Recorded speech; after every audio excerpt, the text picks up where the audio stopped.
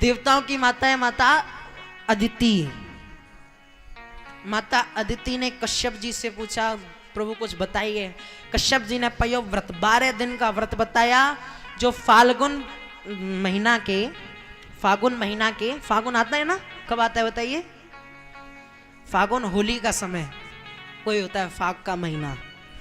फागुन के महीने में शुक्ल पक्ष के पहली तिथि प्रथमा तिथि से द्वादशी तक, एकादशी के बाद जैसे कल द्वादशी है ना, ऐसी द्वादशी तक वो किया जाता है महाराज व्रत। उस पयोव्रत दूध पीकर उसको रहा जाता है। अदिति मैया ने वो व्रत किया, भगवान आए, भगवान ने कहा मैं आपके यहाँ पुत्र बनकर आऊंगा, राजा बलि से दान मांगूंगा और दान मांगकर आपके पुत्रों को लाकर दे दूंगा। ऐसा ही हुआ महाराज। भगवान वामन का अवतरण होता है, छोटे से वामन भगवान अवतार लेते हैं महाराज। छोटे छोटे हाथ हैं, छोटे छोटे पांव हैं। अवतार लिया, यज्ञोपवीत संस्कार कराया गया। यज्ञोपवीत जानते ना क्या होता है? जनेऊ। हनुमान जी को चढ़ाया जाता है ना सफेद सफेद जनेऊ। जनेऊ होना ब्राह्मण वैश्य क्षत्रिय का अति आवश्यक है। वह सनातनी की पहचान होती है महाराज। आपको पता है कैसे कैसे सनातनी? आपने भले ना सुनाओ, हमने सुना था, बहुत ही उत्तम लगा था हमको। आईएएस के एग्जाम में एक महाराज छात्र पेपर देने गया था, उसकी चेकिंग हुई। जनेऊ जो था ना, जनेऊ को उतारने के लिए कहा गया इसको उतार कर जा सकते हो अंदर, अन्यथा इसको पहने हुए नहीं जा सकते। उस छात्र ने कहा आप अपने पेपर को अपने पास धर लीजिए, ये जनेऊ नहीं उतरेगा।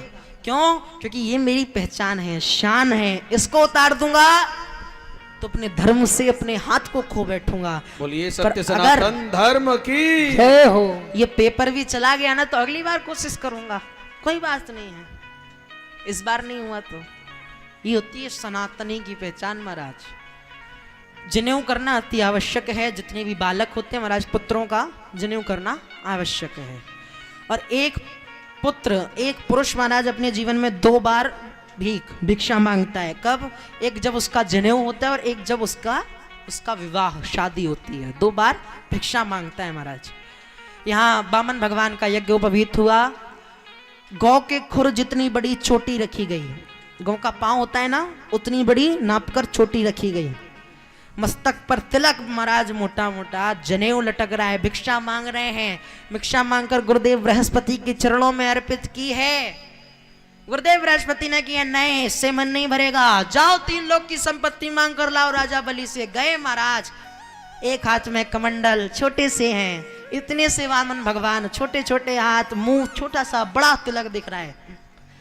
छत्र धराया है महाराज, चले हैं माला जपते जपते जपते जपते हैं। सैनिकों के द्वारा राजा बलि को पता चला, स्वागत किया, मांगिए क्या चाहिए। भजन कर रहे थे, शुक्राचार्य जी कहते भजन हो जाने तो अपने आप बोलेंगे। भजन हुआ पूर्ण, बोले क्या बात है, बोलिए राजेंद्र क्या कह रहे थे? राजा बलि कहते कुछ मांगिए प्रभु। कुछ मांगने के लिए कहा, कहते मुझे कुछ नहीं चाहिए। राजा बलि कहते विवाह करा दूं? कहते विवाह करा दोगे, कमाकर खिलाने का कौन करेगा उनका? तुम?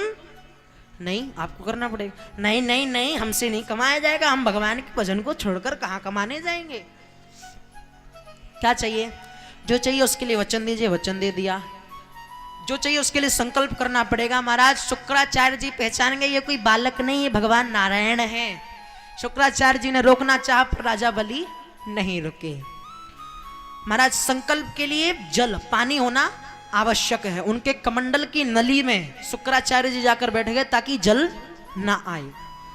भगवान को पता चला, भगवान ने एक इतनी पतली डंडी कुशा निकाली और वो कुशा उस नली में डाली। उससे शुक्राचार्य जी की एक आंख फोड़ दी, खत्म, एक आंख बंद हो गई।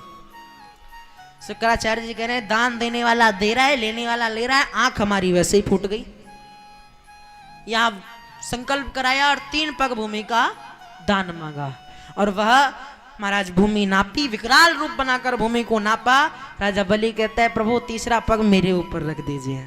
रखा महाराज और इस प्रकार वामन भगवान ने कृपा करी है।